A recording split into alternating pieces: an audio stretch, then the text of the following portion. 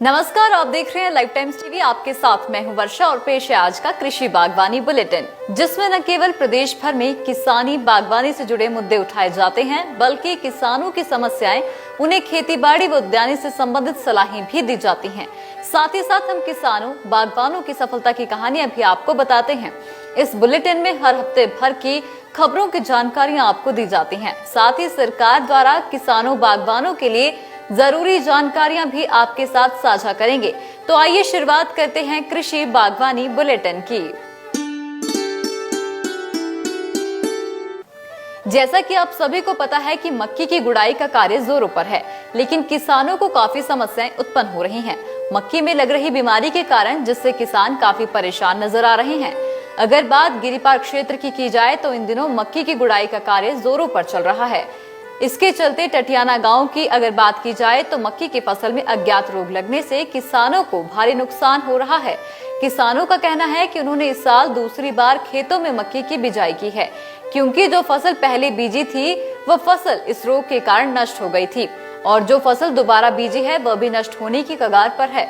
उसके बावजूद भी इस बीमारी का अभी तक कोई पता नहीं चल पाया है। मक्की के पत्ते कीड़ों द्वारा खा लिए जाते हैं। किसानों का कहना है कि पहले तो गेहूं की फसल को ओलावृष्टि ने नष्ट किया था, और अब मक्की की फसल को कीड़ों द्वारा नष्ट किया जा रहा है।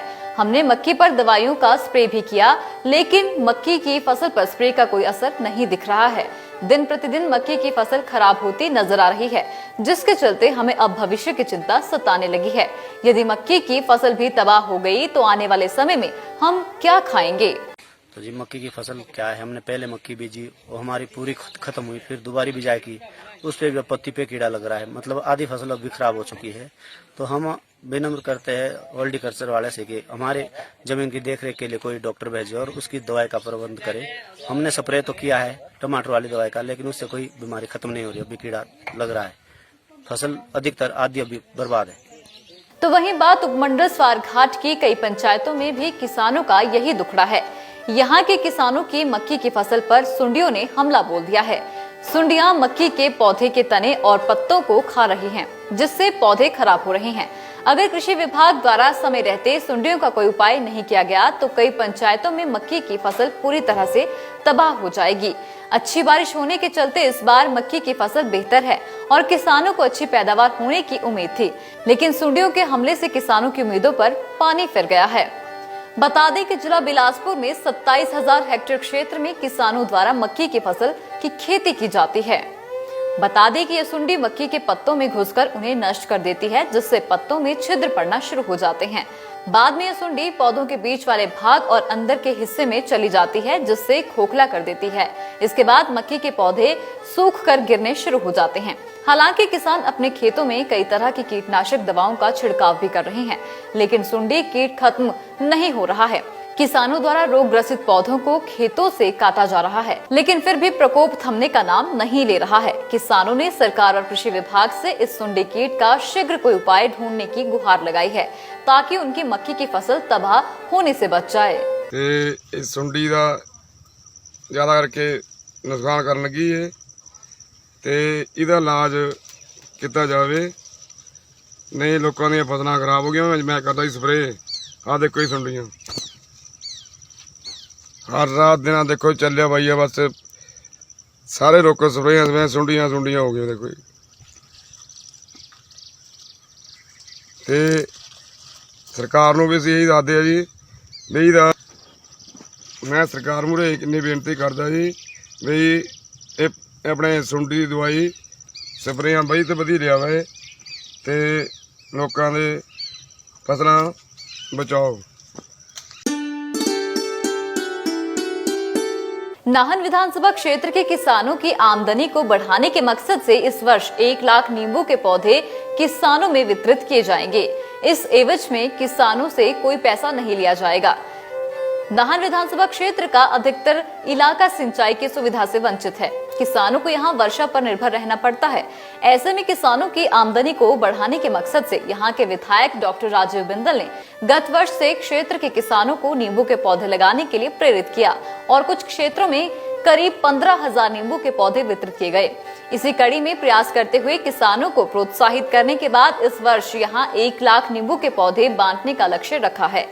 23 जुलाई से 27 जुलाई तक नाहन विधानसभा क्षेत्र की अलग अलग पंचायतों में अलग अलग दिन पौधे बांटने का कार्यक्रम रखा गया है। नींबू एक ऐसा पौधा है जिसे जंगली जानवर भी नुकसान नहीं पहुंचाते हैं और यदि किसान अगले 5 वर्ष तक इसी तरह नींबू के पौधे लगाते रहे तो निश्चित तौर पर किसानों की आमदनी में बढ़ोतरी होगी।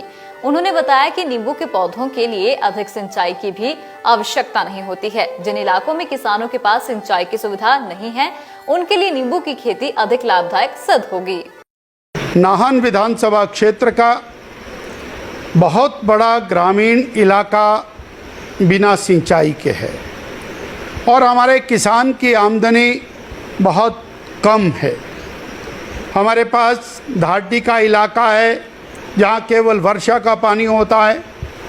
हमारे पास ऐसे इलाके हैं जो खोड़ हैं, बरसात में पानी होता है, बाकी समय में पानी नहीं होता है, जंगलों के बीच के इलाके हैं। ऐसे में किसान की आमदनी को बढ़ाने के लिए पिछले साल से एक प्रयास शुरू किया। पिछले साल 15,000 नींबू के पौधे किसानों में वितरित किए गए और इस पूरे वर्ष एक प्रयास किया कि लोग नींबू लगाने के प्रति पूरी तरह तैयार हो जाए। जो उनकी बेकार पड़ी भूमि है उसको वो नींबू के लिए इस्तेमाल करें, क्योंकि नींबू के पौधे के ऊपर बंदर का और जंगली जानवर का असर नहीं होता है। और अब बात करेंगे रेशम के कपड़े की। रेशम के कपड़ा काफी ज्यादा महंगा होता है और महंगा होना लाजमी भी है, क्योंकि रेशम के कीट से रेशम तैयार करने में किसानों की इतनी मेहनत भी तो लगती है। तो बात करेंगे रेशम कीट किसानों की और उनकी समस्याओं की। सरकार द्वारा लोगों के जन कल्याण हेतु अनेकों योजनाएं चलाई जा रही हैं, जिसमें कि एक शहतूत रेशम कीट योजना भी आती है।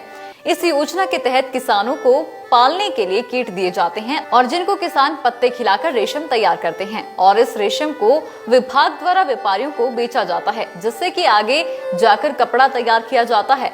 लेकिन इसमें कीट पालक किसानों का कहना है कि इस रेशम को तैयार करने के लिए उन्हें काफी ज्यादा मेहनत करनी पड़ती है और इतनी मेहनत करने के बावजूद भी इन कीट पालकों को इसके सही दाम नहीं मिल पाते हैं, जिस कारण कि ये सभी कीट पालक काफी परेशान हैं। इन कीट पालकों का कहना है कि इस रेशम को तैयार करने के लिए लगभग 1 महीने का समय लगता है और तैयार होने के उपरांत जब इसको विभाग द्वारा बेचा जाता है तो मात्र 500 या 600 रुपए किलो में बिकता है। इनका कहना है कि यदि इसकी अनुमानित दिहाड़ी लगाई जाए तो वो 50 से 60 रुपए तक पड़ती है और जो इसमें मेहनत होती है वो बहुत ही ज्यादा होती है। वहीं साथ ही साथ इन लोगों का कहना ये भी है कि सरकार द्वारा इसमें शेड आदि के लिए भी अनेकों परियोजनाएं चलाई जा रही हैं, लेकिन कुछ किसानों का कहना है कि आज तक इन्हें इस रेशम कीट पालन का काम करते लगभग 15 साल हो चुके हैं, लेकिन आज तक सरकार द्वारा इन्हें ना तो कोई शेड दिया गया है और ना ही कोई अन्य आर्थिक सहायता दी गई है। और वहीं ये इन कीटों को अपने घर में ही पालते हैं और उसके बावजूद भी इनको इसके सही दाम नहीं मिल पाते हैं। इन रेशम कीट पालकों ने सरकार तथा संबंधित विभाग से आग्रह किया है कि इसके बारे में सरकार जल्द से जल्द कुछ सोचे, ताकि आने वाले समय में इन कीट पालकों को किसी भी परेशानी का सामना ना करना पड़े। सर, हमारे को दुख हो रहा है। दुख ये होता है कि जैसे हमारा रेशम बिकता है, हम तैयार करते हैं, 20-22 दिन लगते हैं, हमारे 1 महीना भी लग जाता है इसमें। तो 1 महीने के बाद जो हमारे को इसका प्राइस नहीं मिल पाता है। प्राइस जैसे हमारे को 400-500 से 600 रुपए किलो मिलता है, और क्योंकि इतनी मेहनत करते हैं हम इसमें कि हमारे को इसका दाम नहीं मिलता। और इसमें जो हमारी दिहाड़ी जो है, जैसे हम अगर अनुमान लगाएं 40-50 रुपए दिहाड़ी पड़ती है इसमें हमारी। और हमारी गवर्नमेंट से, सरकार से यही प्रार्थना है कि हमें जो इसमें सुविधा आ रही है, जैसे शेड मिलते हैं, वो शेड हमें नहीं मिलते हैं और वो बांध दिए जाते हैं जहाँ पर जो कोई काम नहीं करता है।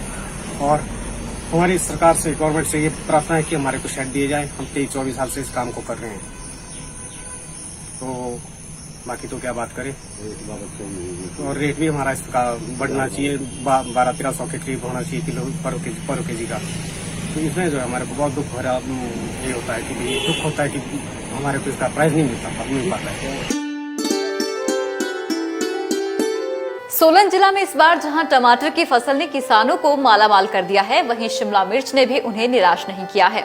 आपको बता दें कि शिमला मिर्च में भले ही शिमला का नाम जुड़ा हो, लेकिन सोलन जिला में सबसे ज्यादा उत्पादन शिमला मिर्च का होता है। शिमला मिर्च लगाने वाले किसानों को भी उनके फसल के अच्छे दाम मिल रहे हैं, जिसके चलते जहां एक और किसान खुश है तो वहीं सोलन सब्जी मंडी के आड़ती भी खुश नजर आ रहे हैं। सोलन की सब्जी मंडी पर लॉकडाउन का कुछ खासा असर दिखाई नहीं पड़ रहा है। प्रदेश सरकार ने जो नियम प्रदेश की मंडियों को चलाने के लिए बनाए हैं, वह बेहद कारगर साबित हो रहे हैं। यही वजह है कि यहाँ की शिमला मिर्च न केवल हिमाचल में बल्कि अन्य राज्यों में भी बेरोक टोक पहुंच रही है, जिसकी वजह से जिला सोलन और सिरमौर के किसान बेहद खुश नजर आ रहे हैं। सोलन के आड़ती राजीव कोहली बताते हैं कि इस बार सोलन सब्जी मंडी में रोज 1200 से 1800 बैग शिमला मिर्च के पहुंच रहे हैं। इस बार किसानों को शिमला मिर्च की फसल के दाम भी 20 रुपए से लेकर 32 रुपए प्रति किलो मिल रहे हैं। उन्होंने बताया कि शिमला मिर्च की मांग पंजाब, हरियाणा, एनसीआर और यूपी से बहुत आ रही है। मांग बढ़ने से शिमला मिर्च के दाम बहुत अच्छे मिल रहे हैं। उन्होंने कहा कि अभी दाम में कमी आने की संभावना नहीं है। उन्होंने ये भी कहा कि पिछले वर्ष भी किसानों को शिमला मिर्च के अच्छे दाम मिले थे और कोरोना संकट होने के बावजूद भी किसानों को अच्छे दाम मिल रहे हैं। शिमला मिर्च वो क्वांटिटी यहाँ पर नियर अबाउट आप ये कह लीजिए कि 1200 से लेके 1800 बैग डेली आ रहे हैं और इस बार जो है रेट जो है 20 रुपये से लेके 30-32 रुपये तक बहुत अच्छा रेट ज़मींदार को मिल रहा है। आप ये कह लीजिए कि पिछले साल के मुकाबले इस साल जो शिमला मिर्च का रेट है वो तो नियर अबाउट पिछले साल भी यही रेट मिला है और इस साल भी अच्छा रेट मिल रहा है। ओवरऑल जो है अभी शिमला मिर्च का रेट टिका रहेगा, ये चलेगा, इस रेट में चलता रहेगा। और अब बात सफल किसान की, जिन्होंने सेब की अच्छी किस्म तैयार कर प्रदेश में मिसाल पेश की है। अगर दिल में कुछ करने की हसरत हो तो मंजिलें खुद आपके पांव चूमती हैं। जी हां, ऐसा ही एक कारनामा जिला चंबा सलूनी के ड्यूर निवासी रमेश कुमार वर्मा ने कर दिखाया है। बता दें कि रमेश कुमार ने विदेशी सेब की अच्छी किस्म के पौधे की नर्सरी तैयार कर पिछले 6 सालों में 600 बागवानों को लगभग 50,000 पौधे विक्रय कर इस तरह उन्होंने अपनी आमदनी में बढ़ोतरी करते हुए लगभग 60 लाख रुपए की आमद कमाकर प्रदेश में मिसाल पेश की है। अब रमेश द्वारा निर्मित Verma green valley fruit nursery में प्रदेश में अलग पहचान बनाई गई है, इसलिए बागवान इनसे इन सेब के पौधों की खरीद फरोख्त के लिए दूर दूर से आ रहे हैं। अब रमेश ने 15 बागवानों को गोद लिया है, जिससे वो उनको पौधों के रखरखाव के बारे में प्रशिक्षण देंगे। आपको बता दें कि जगह जगह प्रशिक्षण लेने के बाद रमेश कुमार इतना निपुण हो गए हैं कि दूर दूर से लोग प्रशिक्षण लेने आ रहे हैं। रमेश कुमार ने युवाओं को संदेश देते हुए कहा कि युवा वर्ग रोजगार के लिए निजी कंपनियों के चक्कर काटने के बजाय सेब के उत्पादन में काफी मुनाफा कमा सकते हैं। मैं पेशे से बागवान हूं और हम यहाँ पे अपना बागवानी का कार्य करते हैं और यहाँ तक पहुँचने के लिए हमने शुरू में जैसे हम स्कूल से फ्री हुए तो दर बदर हम भटकते रहे कि कहीं नौकरी मिल जाए या कुछ काम मिल जाए तो जिससे हम अपना जो है घर का गुजारा कर सकें, लेकिन वो काम नहीं मिला। और उसके बाद हमारे बीडीओ थे राम प्रसाद शर्मा जी, उनसे मुलाकात हुई। उन्होंने बताया कि आप सेल्फ हेल्प ग्रुप बनाओ और उसमें उन्होंने हमें सब्जियों लगाना सिखाया कि कैसे सब्जी कैश क्रॉप में हम लगा सकते हैं और अपनी आमदनी अपने घर में ही हम कमा सकते हैं। तो वहाँ से शुरुआत हुई और फिर वहाँ से नर्सरी का काम हमारा शुरू हो गया। सब्जियों की नर्सरी हमने लोगों को देनी शुरू कर दी। लोगों में सब्जियों के रिजल्ट अच्छे मिलने लगे। फिर हमने अंग्रेजी सब्जी जो होती है वो सलाद पत्ता वगैरह वो देना शुरू कर दिया। लोग भी बहुत खुश हुए और हम उसके साथ साथ हम सोच रहे थे कि इससे आगे कैसे चला जाए, अपने किसानों बागवानों को आगे कैसे लिया जाए। तो उसके बाद हमने फ्लोरिकल्चर का शुरू किया। फ्लोरिकल्चर में क्राइसेंथेमम और कार्नेशन ये फ्लावर हमारे दिल्ली और वहाँ जाने लगे जैसे। फिर उसके बाद हमारी मुलाकात हॉर्टिकल्चर विभाग अपने प्रमोद शाह जी और देवी सिंह एचईओ जो हैं उनसे हुई। उन्होंने हमारे को मार्गदर्शन दिया कि आप सेब में भी अच्छा काम कर सकते हैं और आप इसमें करो। तो हमने जो लेटेस्ट वैरायटियां हैं जो आजकल नई नई है, जैसे जुलाई में आप तुड़ाई कर सकते हैं, ऐसी ऐसी वैरायटियों के लिए हमने उनकी सहायता से एक नर्सरी तैयार की और वो पौधे हमने अपनी नर्सरी में उगाना शुरू कर दिए। तो ये था आज का कृषि बागवानी बुलेटिन। देखते रहिए लाइव टाइम्स टीवी। धन्यवाद। हिमाचल प्रदेश की हर बड़ी खबर और लाइव कवरेज जानने के लिए हमें फेसबुक पर लाइक और फॉलो करें। यूट्यूब पर हमें सब्सक्राइब करना मत भूलिएगा और 24 घंटे समाचार के लिए विजिट करें www.livetimes.tv।